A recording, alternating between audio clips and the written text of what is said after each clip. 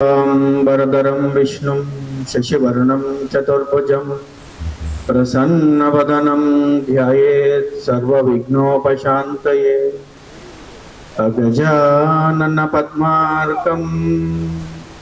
गजाननमहर्निशम् अनेकदन्तं भक्तानाम् एकदन्तमुपास्महे एकदन्तमुपास्महे।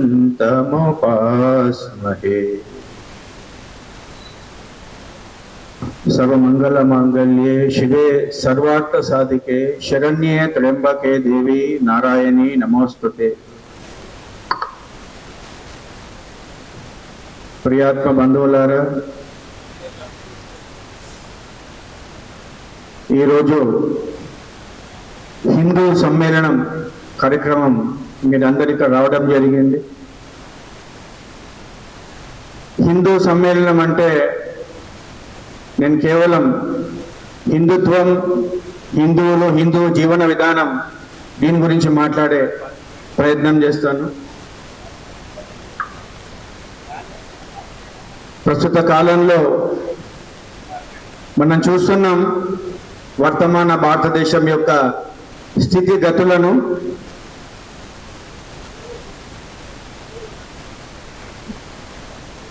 వెయ్యేళ్ల చరిత్రను గమనిస్తే మనం ఎక్కడ ఉన్నాం అనేది తెలుస్తుంది. ఎందుకంటే ఈ భారతదేశం పైన దండెత్తి ఈ దేశం పైన రాజ్యం చేయాలనుకున్న ప్రతి ఒక్కళ్ళకు మనం బానిసత్వం వహించినాం. మొఘలులు, తురుష్కులు, బహుమని సుల్తాన్లు, నిజాంలు, డచ్ వాళ్ళు, పోర్చుగీస్ వాళ్ళు, చివరికి ఆంగ్లేయులు, వీళ్ళెక్కడ కూడా వారెంబడి విశాలమైన సైన్యాన్ని తీసుకురాలేదు.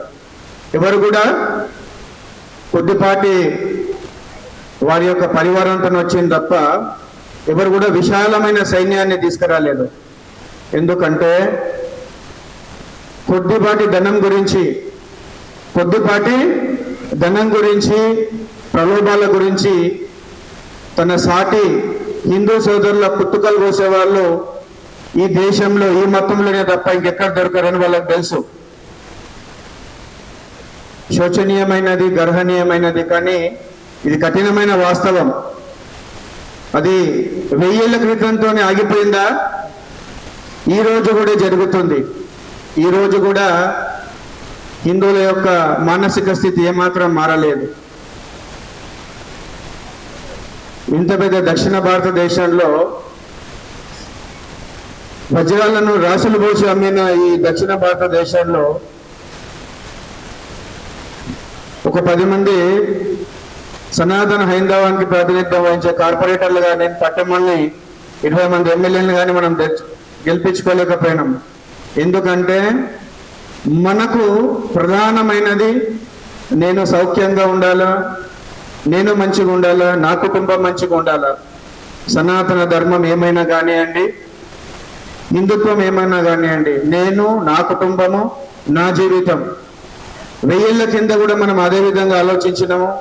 ఈ రోజు కూడా అదే విధంగా ఆలోచిస్తున్నాం. మరి ఏంటి దీనికి పరిష్కారం అంటే,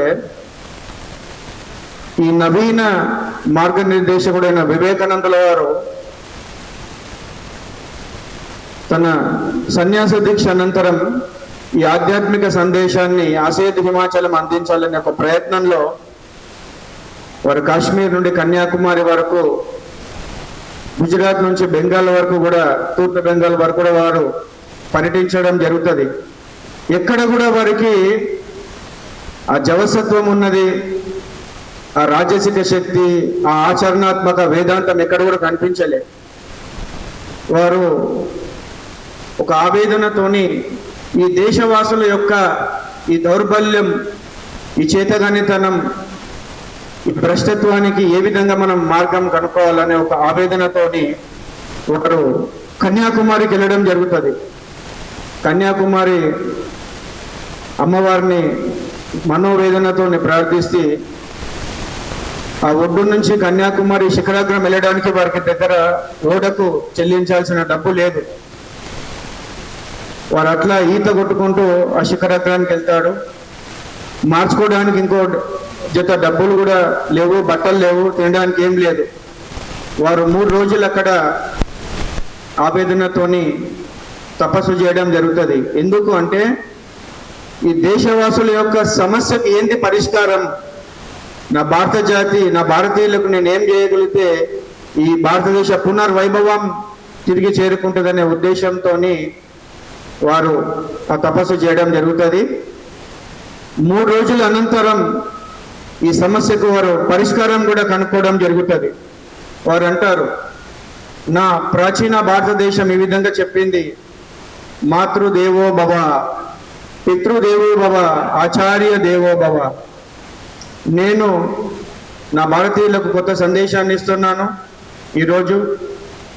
నాయనలారా, రోగి దేవో భవ, దరిద్ర దేవో భవ, మూర్ఖ దేవో భవ. ఎక్కడెక్కడైతే క్షామము, కరువు, దుఃఖము, వేదనలు ఎక్కడైతే వెంటాడతారో నిశ్చయించంగా మీరు మీ పూర్తి మనస వాచ కర్మన త్రికరణ శుద్ధిగా ఈ దేశవాసుల యొక్క సేవ చేయడంలోనే మీ పరమార్థం ఉన్నది. వారు ఆ సందర్భంలో అంటారు, ఈ దేశం మొత్తం కూడా ఘోరమైన తామసిక స్థితిలో మునిగి ఉన్నది. ప్రతి వాళ్ళు అనుకుంటున్నారు మేము ఒక శుద్ధ సాత్విక స్థితిలో ఉన్నాము, కానీ కూడా ఈనాటికి కూడా మనము పూర్తిగా తమస్సులో మునిగిపోయి ఉన్నాము. వారు అంటారు, ఈ దేశవాసులలో రాజసిక శక్తి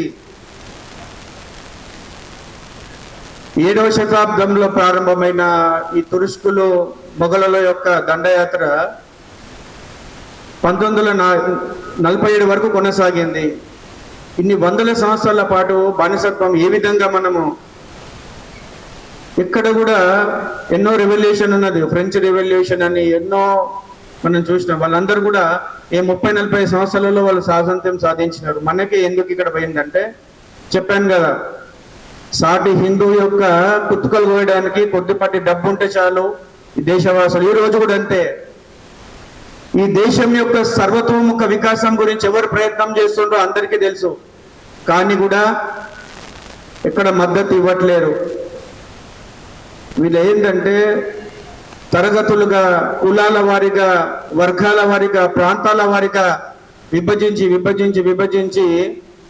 ఈ బానిస జీవితం గడపడానికి మనం అలవాటు పడ్డాం. మరి దీనికి ఏమి పరిష్కారం కావాలి అని స్వామీజీ అంటారు. ఈ దేశంలో బాకాలు తయారు చేసలేరా, బేరీలు తయారు చేసలేరా? శ్రావ్యమైన సంగీతం విని విని విని మనము ఆడంగిరేపుల సంగీతంతోనే ఈ జీవితము కొనసాగిస్తున్నాము. కాశ్మీర్ నుంచి మనల్ని తరిమి వేస్తే పారిపోయి వచ్చినాము, బెంగాల్ నుంచి తరిమి వేస్తే పారిపోయి వచ్చినాము. భారతదేశంలో కుడి పక్క ఒక దేశము, ఎడమ పక్క ఒక దేశము, 2 దేశాలు వాళ్ళు గుంజుకున్నారు మత ప్రాతిపదిక. మిగిలిన దేశం ఏంది ఇది అంటే సనాతన హైందవ దేశం మాత్రమే. కుడి ఎడమ బంగ్లాదేశ్, పాకిస్తాన్ 2 దేశాలు మత ప్రాతిపాదికన విభజించబడిన తర్వాత ఇంకేం మిగిలింది దేశము అంటే సనాతన హైందవ దేశము. ఈ దేశంలో ఇప్పుడు ఎట్లా ఉంది పరిస్థితి ఉందంటే, అయ్యా మేము గణపతి నవరాత్రులు చేసుకుంటాము, దయచేసి దయ ఉంచి మా పైన కృప చూపండి. మేము దేవీ నవరాత్రులు చేసుకుంటాము, మా పైన దయ ఉంచి కృప ఉంచి మాకు భిక్ష ప్రసాదించండి.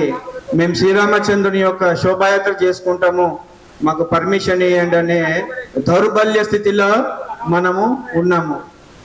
ఎవరు కూడా 30 రోజులు వాళ్ళు ఉపవాస దీక్షలు చేస్తారు, రోడ్డు మధ్యలో హలీం బట్టీలు పెడతారు, ఎవరికి వచ్చి అడిగే పరిస్థితి లేదు. హైడ్రా కేవలం హిందువులకే చెందుతుంది. 2 రోజుల క్రితం ఏం జరిగింది, హైడ్రా వెహికల్ అని తరిమేశారు పాత బస్తీ నుంచి. హిందువులు ఎందుకు చేయలేకపోతుండ్రు ఆ పని? ఎందుకంటే నేను, నా భార్య, నా పిల్లలు, నేను కంఫర్ట్ జోన్లో ఉండాలా, నేను అనుకూలంగా ఉండాలనే ఈ ధోరణి హిందువులలో మారాలా. కఠినమైన వాస్తవ పరిస్థితి ఒక సర్యసంగ పరిత్యాగి ఇచ్చినప్పుడు మన జీవితంలో ఏదన్నా కొద్దిగా మనము ఆచరించడానికి ప్రయత్నిద్దాం. అత్యంత బాధాకర సంఘటనలు దేశవ్యాప్తంగా జరుగుతున్నాయి. అత్యంత నాసిక్లో, మహారాష్ట్రలో 8 మంది హిందూ ఆడబిడ్డలు, వాళ్ళ టీం లీడర్స్ అందరు కూడా తురకలు, బతికి బట్టకట్టనిచ్చే పరిస్థితి లేదు. లైంగిక వేధింపులు, అత్యాచారాలు ఇవంతా కూడా హిందువుల యొక్క మగ పిల్లలకు 35 ఏళ్ళు 40 ఏళ్ళు వయసు దాటిపోయింది, ఎక్కడ కూడా పిల్ల దొరకలేదు. వాళ్ళు స్కూల్ నుంచి 10 సంవత్సరాల వయసు, 12 సంవత్సరాల వయసు ఉన్న ఆడపిల్లల దగ్గర నుంచి పెళ్ళై తల్లి, 3 పిల్లల తల్లిని కూడా వాడు వదిలే పరిస్థితి లేదు. ఈ చేవ చచ్చిన, ఈ మృతప్రాయమైన, ఈ దౌర్భాగ్యకరమైన పరిస్థితి జీవించడం కంటే, స్వామీజీ అంటారు, భగవద్గీత బోధించింది ఇక్కడ ఒకని చేయి నరుకుతున్నారు, ఒకని కాళ్ళు నరుకుతున్నారు, ఒకని చంపివేస్తున్నారు. ఒక యుద్ధ రంగంలో భగవద్గీత బోధింపబడింది. ఒక మహావీరుడైన శ్రీకృష్ణ పరమాత్మ మరొక మహావీరుడైన అర్జునునికి బోధించిన గ్రంథమే ఇది. అర్థం చేసుకోవాలంటే మన పరిస్థితి ఏంటంటే, వాస్తవిక పరిస్థితి చెప్తున్నా. భగవద్గీత ఒక వీరరసం. దాన్ని ఎవరు అర్థం చేసుకోగలుగుతారు అంటే, వీరాది వీరులు, భాగవత యోగులు, కండబలం, గుండె బలం, కలేజ, వీర్యం, శక్తి ఉన్న వాళ్ళు దాన్ని అర్థం చేసుకోగలుగుతారు. మనం యువకులు 18 ఏళ్ల నుండి 50 ఏళ్ల లోపల ఎవరైతే ఉన్నారో, మీరు భగవద్గీత తర్వాత వినండి, రామాయణం తర్వాత వినండి, భాగవతం తర్వాత వినండి, ఉపనిషత్తుల తర్వాత వినండి. ఇవన్నీ మహాగ్రంథాలు. ఏ కొద్దిపాటి ఆధ్యాత్మిక సాధన లేనిది, బలం లేనిది, జావ లేనిది, శక్తి లేనిది మనము అర్థం చేసుకోజాలము. కాబట్టి మనం మొదట చేయవలసింది వ్యాయామశాలలో వెళ్ళాలి. వాడవాడలలో వ్యాయామశాల నిర్మాణం కావాలి. కేసరి వ్యాయామశాల, హనుమాన్ వ్యాయామశాల, నరసింహస్వామి వ్యాయామశాల. బలం బలం బలం. శక్తి ఏవం శివం శివం, శక్తిహీనం శవం శవం. స్వామీజీ అంటున్నారు, నువ్వు బలవంతునివా, నీకు బలం ఉందా, కావాల్సింది ఇదే. అప్పుడు నువ్వు భగవద్గీతను చక్కగా అర్థం చేసుకుంటావు. మొదట కావాల్సింది పౌరుషం. జీవితేచ్ఛ లేదు, ముఖంలో కళ లేదు, భుజాలలో బలం లేదు, ఏం సాధిస్తాం మనం? చూడండి, ఒక మతంకి ఒక చిన్న సమస్య వచ్చింది, వాడు మెకానిక్ షాప్లో పనిచేస్తూ ఉంటాడు, ఎట్లా ఉంటే అట్లనే వచ్చేస్తాడు. ఒక పెయింట్ వేస్తుంటాడు, వాడు ఎట్లా ఉంటే అట్లే వస్తాడు. ఒక ఆటో డ్రైవరు అట్లనే వస్తాడు. మనం వస్తామా? ఒక దేవాలయం ఉన్నది, మనం వైకుంఠ ఏకాదశికి వెళ్ళినాము, శివరాత్రికి ఒక దేవాలయంకి వెళ్ళినాము, అదే రోజు వెళ్తున్నాము, 1,00,000 మంది వెళ్తున్నాము, 50,000 మంది వెళ్తున్నాము. అదే దేవాలయంలో ఒక 5 రోజుల తర్వాత ముష్కరులు, తురుష్కులు దాడి చేస్తున్నారు, దేవతా విగ్రహాలను ధ్వంసం చేసినారు, ఆ బంగారం అన్ని ఎత్తుకపోయినారు, దేవాలయాన్ని ధ్వంసం చేసి పడేసినారు. ఆ 50,000 మంది వచ్చినారు గత వారం, ఆ ఒక్కడు కూడా మళ్ళీ ఇప్పుడు రాడు. ఇది కాదు సనాతన ధర్మం, ఇది కాదు హిందుత్వం. బైన్సాల 5 సార్లు, గత 10 సంవత్సరాల్లో 5 సార్లు దాడులు జరిగినాయి. సంక్రాంతి మహోత్సవంలో అన్ని పండుగ అయితే పంటలు ఇంటికి తెచ్చుకొని పూజ చేసిన సందర్భంలో తబ్లిగే జమాదాన్ని కావాలని అక్కడ మీటింగ్ పెట్టి అందరి హిందువులను ఇల్లులను తగలబెట్టేసారు. ఒక సన్యాసి ముందుకొచ్చి పనిచేస్తున్నాడు. మీరు బైన్సాల ఒక్కసారి అడగండి, 5 సార్లు ఇక్కడ సంఘటనలు జరిగినాయి. దుర్గానందపురి స్వామి ఏం చేసిండని బైన్సాల ఒక కార్యకర్తను అడగండి. సింగరేణి కాలేలా 8 సంవత్సరాల అమ్మాయిని రేప్ చేసి చంపేస్తారు. ఒక హిందువు ఉండడు అక్కడ. అదే వాళ్ళ మతస్థులకు జరిగితే మొత్తం నగరాన్ని తగలబెట్టేస్తారు. దీని పరిష్కారం ఒకటే సోదరులారా, మనము నిద్రాణమ ఉన్న మన ఆత్మశక్తిని మేల్కొల్పాలి. స్వామిజీ చక్కగా చెప్తాడు, నిద్రపోయడు నీ ఆత్మ లేచినంతనే ఎంచక్క, నిద్రపోయడు నీ ఆత్మ లేచినంతనే ఎంచక్క, ప్రకాశించునో చూడండి, పరవశించునో చూడండి. బాలకులారా, బాలికలారా, బాల బాలిక ప్రౌఢల్లారా, ఆత్మే మీరని తెలియండి. When the sleeping soul is awakened, మనలో ఉన్న ఇంద్రియ జీవితము 50 ఏళ్ళు బతికినా, 100 ఏళ్ళు బతికినా నా స్వధర్మం గురించి, నా స్వజనం గురించి, నా దేశం గురించి బతికిన జీవితమే ధన్యం. ఇదంతా వృధా భవాల. భగత్ సింగ్ యొక్క బలిదానం, రాజ్గురు సుఖదేవ్, చౌదరి రంజిత్ సింగ్, చంద్రశేఖర్ ఆజాద్, నేతాజీ సుభాష్ చంద్రబోస్, మహారాణా ప్రతాప్, మహారాణా సాంగా, చౌదరి రంజిత్ సింగ్, మహారాణా కుంభా. మనకి మహారాణా కుంభా అంటే ఎవరు తెలియదు, మహారాణా సాంగా అంటే ఏం తెలియదు. 3 తరాలు రాజపుత్ర రాజులు 3 తరాలు వాళ్ళ జీవితాలను పణంగా పెట్టినారు హిందువులను రక్షించడానికి. మహారాణా ప్రతాప్ యొక్క తండ్రి మహారాణా సాంగా, మహారాణా సాంగా యొక్క తండ్రి మహారాణా కుంభా. 3 తరాలు, దాదాపు 100 సంవత్సరాలు వాళ్ళు the great wall of India లాగా. ఈ బలిదానం అంటే వృద్ధాగా పోదమ్మా. ఇప్పుడు మన యువత ఏం చేస్తుంది? గంజాయికి బానిస. ఈ బేగంపేటలో డిస్కోటెక్ల హిందూ యొక్క మన సంతానంకి మనం ఏం నేర్పిస్తున్నామో, వాని యొక్క మగపిల్లల యొక్క ప్రస్తుత పరిస్థితి, మానసిక స్థితి ఎట్లా ఉందంటే, ఒక ఆడపిల్ల యొక్క చూపు వాని పైన పడితే వాని జీవితం ధన్యమైనట్టు భావిస్తున్నాడు. ఇందుక ఈ దేశం యొక్క మహానుభావులు రాంప్రసాద్ బిస్మిల్ ఇట్లాంటి వాళ్ళు 100 మంది తమ జీవితాలను తృణప్రాయంగా, మనం ఈరోజు స్వేచ్ఛ వాయులు పిలుస్తున్నాం, గుప్పెడు అన్నం తింటున్నాం, ఒక గౌరవప్రదంగా బతుకుతున్నాం. ఇదంతా మర్చిపోయి మనం ఏ విధంగా జీవించగలుగుతాం? మన జీవితం ఏ విధంగా అవుతుంది? బాలకావస్థ మొత్తం కూడా ఆటపాటలతో గడిచిపోతుంది. యవ్వనము ధన సంపాదన కామీచిన చింతనతో గడిచిపోతుంది. తర్వాత నువ్వు వృద్ధాప్యంలోకి వస్తావు. ఎప్పుడు నువ్వు దేశం గురించి, ధర్మం గురించి ఆలోచించేది? నీ దైవం గురించి ఆలోచించేది ఎప్పుడు? నీ దేశం గురించి ఆలోచించేది ఎప్పుడు? ఒక సన్యాసి 20 ఏళ్ల వయసు నుండి రోడ్డు పైన పడుతున్న అనాథ రోగులు, వృద్ధులు, వికలాంగులని తీసుకొచ్చి మన తండ్రి యొక్క, తల్లి యొక్క మలమూత్రాలు మనం శుభ్రం చేస్తామా? ఏ ఓల్డేజ్ హోమ్లో పడేస్తాం. రండి మేడిపల్లిలో అనాథాశ్రమంలో 100 మంది అనాథ రోగులు, వృద్ధులు, కుంటివాళ్ళు, గుడ్డివాళ్ళు, ఒక సర్వసంగ పరిత్యాగ, ఒక సాధువు మలమూత్రాలు శుభ్రపరుస్తున్నాడు. 30,000 నెలకి ఇస్తాడు, ఒక్కడు కూడా రాడు. ఒక చిత్తకేదలో ఉంటాడు, వానికి రోగం వచ్చి పడిపోతాడు. శారీరక వికాసము, మానసిక వికాసం ఇవన్నీ కూడా ఏకతాటి పైన జరగాల. మన యొక్క చింతన ఎట్లుంది?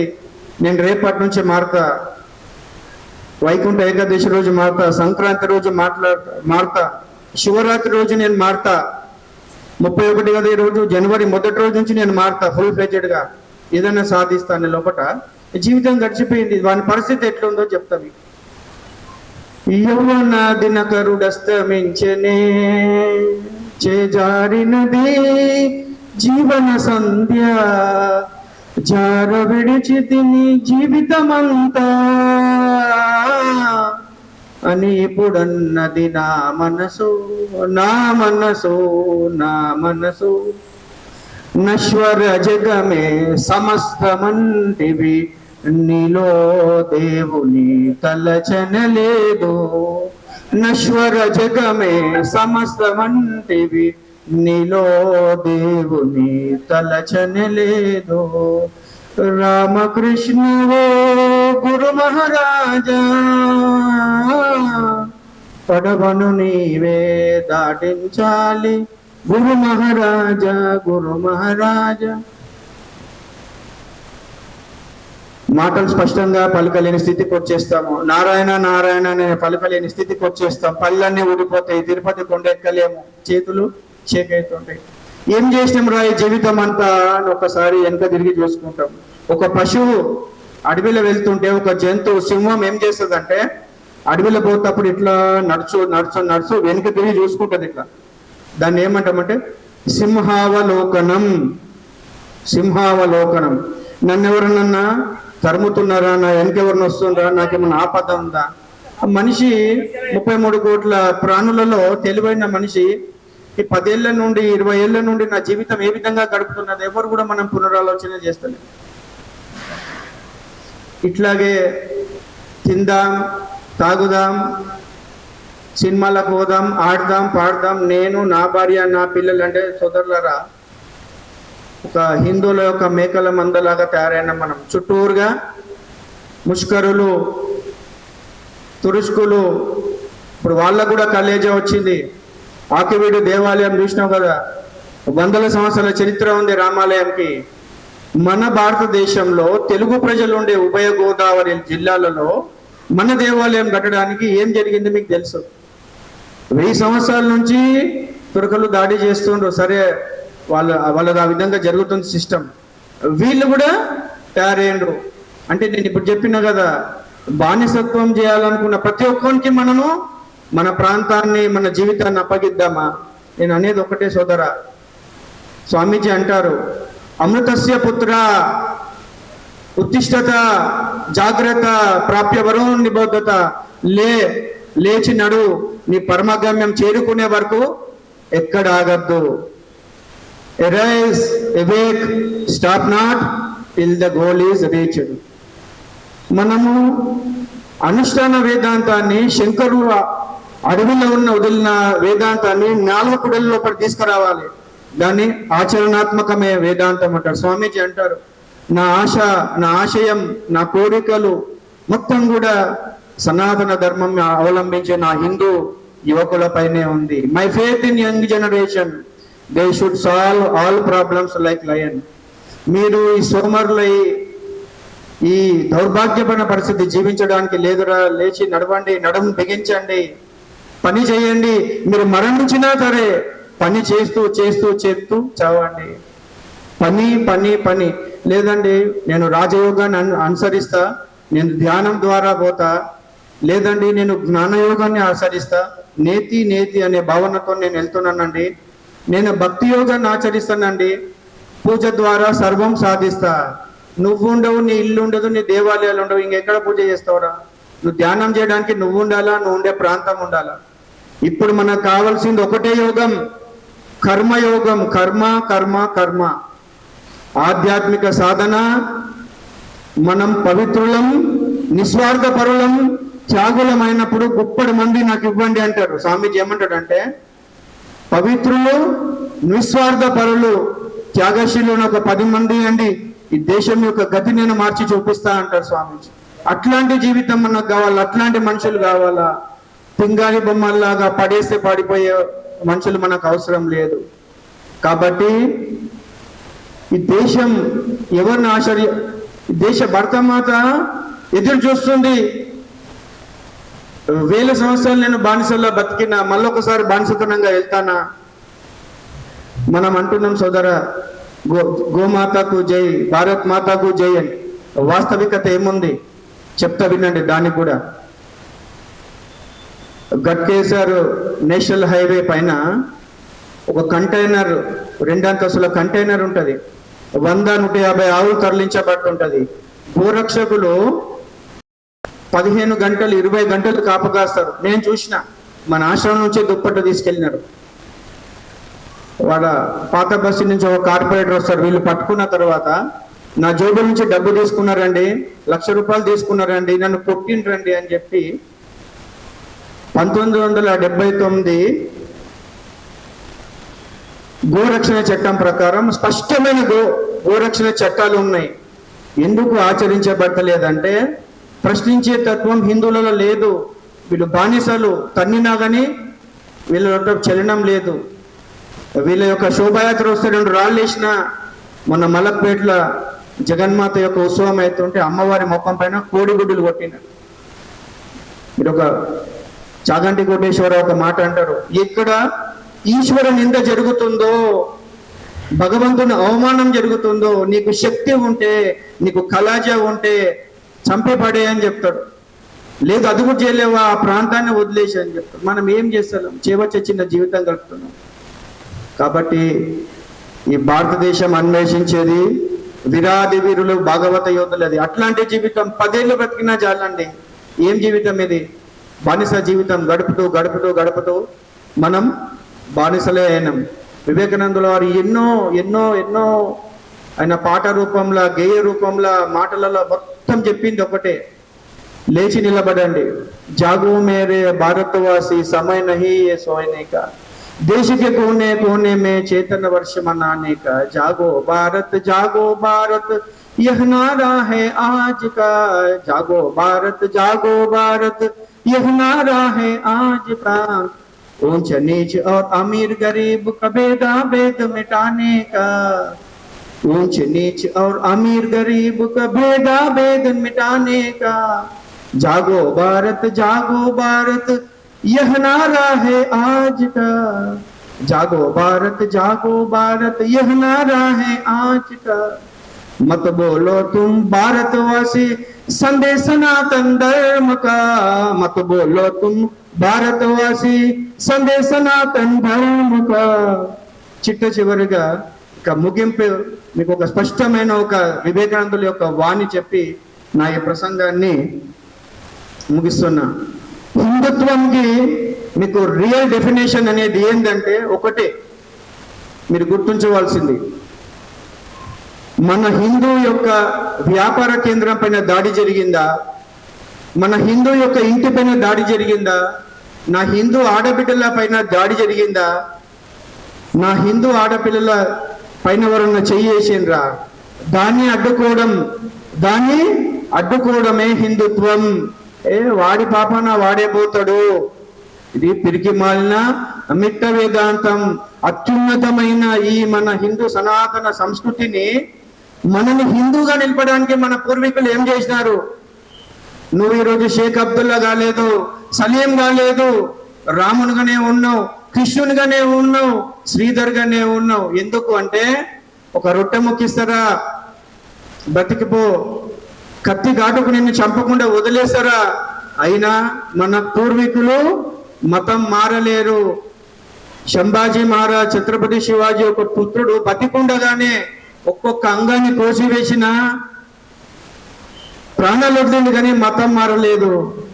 మొన్న ఒక సంగీత దర్శకుడు అంటాడు, మా అమ్మ యొక్క ఆరోగ్యం బాగైంది, అందుకే మా కుటుంబం మేము బాప్టిజం తీసుకున్నాం. సిగ్గులేదురా? ఒక మంచి ఆసుపత్రిలో మీ అమ్మని చూపిస్తే ఆరోగ్యం బాగాకుండేనా?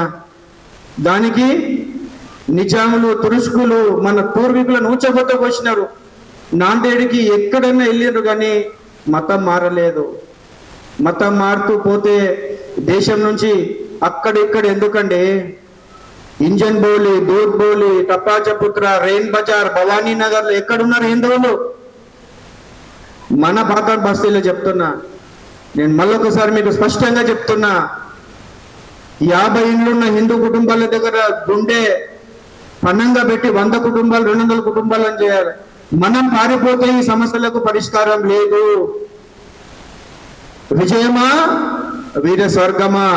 స్వామీజీ అంటారు, హతోవా జిత్వావా, వీరుడు మాత్రమే రాజ్య సుఖం అనుభవిస్తాడు తప్ప పిరికి పెద్దలకు ఎక్కడ స్థానం లేదు సోదరా. మీరు ఆస్ట్రేలియా పారిపోండి, అక్కడ కూడా జిహాదులు తయారయ్యండు. లండన్ నగరం, ఇంగ్లాండ్ మొత్తం కూడా షరియా చట్టం నడుస్తున్నది లండన్ లో. మీకు తెలుసా తెలియదా? 14 రాష్ట్రాల గవర్నర్లు వాళ్ళే ఉన్నారు. మీరు ప్రపంచంలో ప్రాణాలు అరచేత పెట్టుకొని ఎక్కడ పారిపోతా అంటే పిరికి పందులు అక్కడ కూడా వధించబడతాడు. మనకు ఎవరు ఆదర్శం? మనకు అభిమన్యుడు ఆదర్శం. కౌరవులు తన అస్త్రశస్త్రాలు అన్ని కూడా ఛేదిస్తే చిట్ట చివరికి పలాయనం రథచక్రంతో చిట్ట చివరి వరకు పోరాడినారు. మనకు అయినా ఆదర్శం ఎవరు? అభిమన్యుడు ఆదర్శం మనకు. అట్లా కాకుండా ఏ గలీలకించి పారిపోతే అతి త్వరగా పారిపోతాం. మత కళాలు జరుగుతున్నాయి. తురుష్కులు మన బస్తీ పైన దాడి చేసారు. శీఘ్రంగా ఎట్లా పారిపోతాం? ఏ గల్లీ నుంచి పారిపోతాం మనం? ఇట్లా కాదు. చిట్ట చివరకు నా ప్రాణం పోయినాకనే నా బస్తీ వాసుల ప్రాణాలు పోవాలి. అంతవరకు నేనున్నంత వరకు ఒక్క ప్రాణం పోదు. ఈ విధమైన ఆశ్వాసన, అట్లాంటి జీవితం 10 ఏళ్ళు బతికినా 5 ఏళ్ళు బతికినా మనకు కావాల్సింది. నేనేందండి 2 మాస్టర్ డిగ్రీలు చేసిన, ఒక్క వాక్యం నేను చదివిన, నా జీవితాన్ని దేశమాత యొక్క పాదాలకు అర్పించిన. స్వామీజీ complete works of Swami Vivekananda ఒక వాక్యం నేను చదివిన, ఒక్కటే వాక్యం, మొత్తం కూడా చదవలే. ఆయన అంటారు ఆ వాక్యంలో, దుఃఖపూరితమైన ఈ లోకంలో ఏ ఒక్కరి బాధ, దుఃఖం అని మాత్రం తగ్గించగలిగినవా?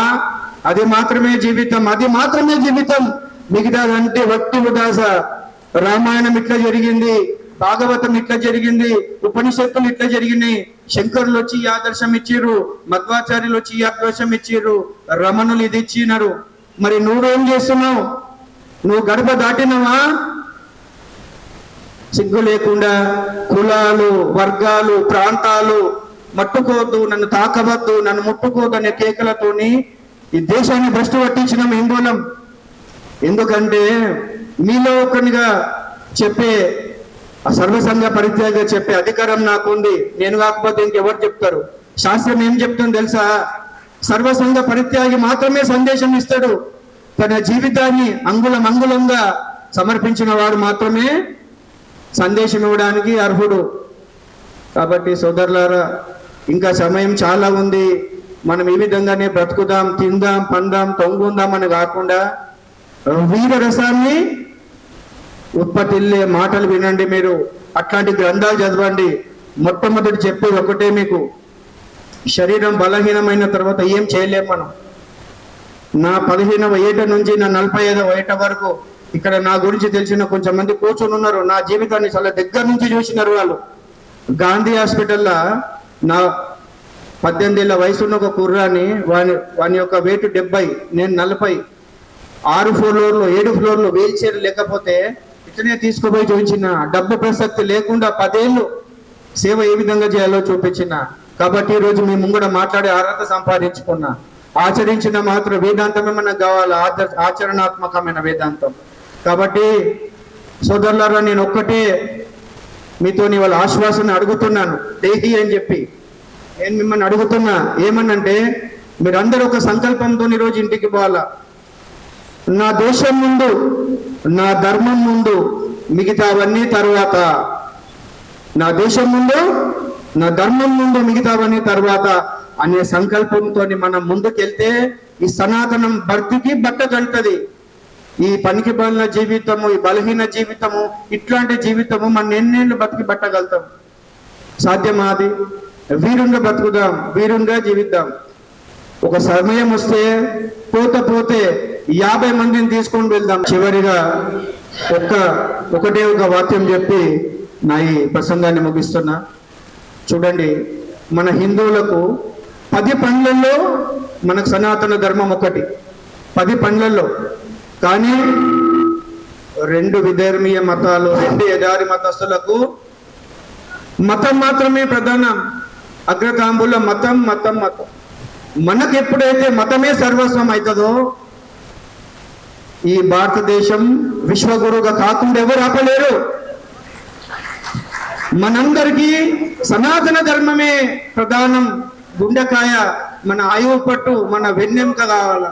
దీనికి బలం అవసరం సోదరా. మీరందరూ ఎట్లా తయారు కావాలని వివేకానందుడు ఆశించండి తెలుసా? నా భారతీయులు యువకులు ఒక్కడు 100 మందికి సమానం కావాలా. ఒక్కడు 100 మందికి ఎట్లొస్తుంది మీకు అంటే, ఆ పవిత్రతలో ఆ శక్తి ఉంది, ఆ నిస్వార్థతలో. నువ్వు తినే ఒక ముద్ద సోదరా, మొదట నువ్వు తిన అన్నప్పుడు భగవంతుడు నిన్నెప్పుడు కూడా ఉపవాసం పెట్టాడు. ఖచ్చితంగా నీకు భోజనం దొరుకుతుంది. నువ్వు ఒక ట్రైన్లో పోతున్నావు, ఒక ముసలివాడు ఉన్నాడు, ఒక వృద్ధుడు ఉన్నాడు, ఒక బాలింత ఉన్నది, ఒక కుంటివాడు ఉన్నాడు. సోదరా, నువ్వు ఏ విధంగా కూర్చోగలుగుతావు? భగవద్గీత ఏం బోధిస్తుంది? 700 శ్లోకాలలో ఒక్క శ్లోకంలో నాకు చెప్పండి గీత యొక్క తాత్పర్యం అంటే. వివేకానందుడు అంటాడు, ఒక్క వాక్యంలో 700 శ్లోకాల తాత్పర్యం చెప్పాలా? అవును స్వామి. త్యాగే నైక అమృతత్వ మానసు. త్యాగే నైక అమృతత్వ మానసు. సంతానం వలన కాదు, భార్యాబిడ్డల వలన కాదు, ధనం వలన కాదు, కేవలం త్యాగం. త్యాగి మాత్రమే ఈ దేశ పునర్నిర్మాణంలో ఒక ఇటుకలాగా, ఒక సమితలాగా, నేను సైతం ప్రపంచాగ్నికి సమితను ఒక్కటి ధారపోశాను. మళ్ళొకసారి మనము ఈ యొక్క అవకాశం వచ్చినప్పుడు మన సనాతన వైభవాన్ని మీ ఎదుట పెట్టడానికి ప్రయత్నిస్తున్నా.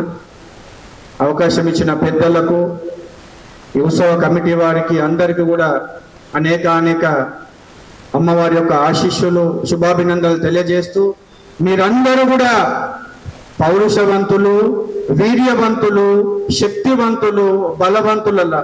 సోదరా, మీరు ఏ గుడి పోయినా పోకున్నా పర్వాలేదు, చిరుతపులికి ఎన్ని మచ్చలు ఉంటాయో అన్ని బొట్లు పెట్టకున్నా పర్వాలేదు, కానీ మానవత్వం గల మనుషులుగా ప్రయత్నం చేయండి. మన సోదరులు, మన సాటి హిందీ మతస్థులు అందరూ కూడా దౌర్బల్య స్థితికి పోయిండ్రు. హిందూ సమాజంలో పురుషుడు దౌర్బల్యవంతుడైతే, శక్తి విహీనుడైతే, నపుంసకుడైతే దాని యొక్క ఫలితము కొన్ని వందల సంవత్సరాలు మన స్త్రీలు బాలికలు అనుభవించాల్సి ఉంటది. దాన్ని దృష్టిలో పెట్టుకునైనా మనము వీరాది వీరులము, భాగవత యోధులం కావాలి. వాళ్ళు మాత్రమే దేశ పునర్నిర్మాణంలో తమ భాగాన్ని అందించగలుగుతారు. శక్తిహీనులతో ఏమి కాదు సోదరా. బలం బలం బలం, బలమే జీవనం, బలహీనతయే మరణం. సియావర రామచంద్రకి, పవన సుత హనుమాన్ की गौ माता की, तुलसी माता की, गंगा माता की, सनातन धर्म की, बोलो अखंड भारत की जय श्री राम.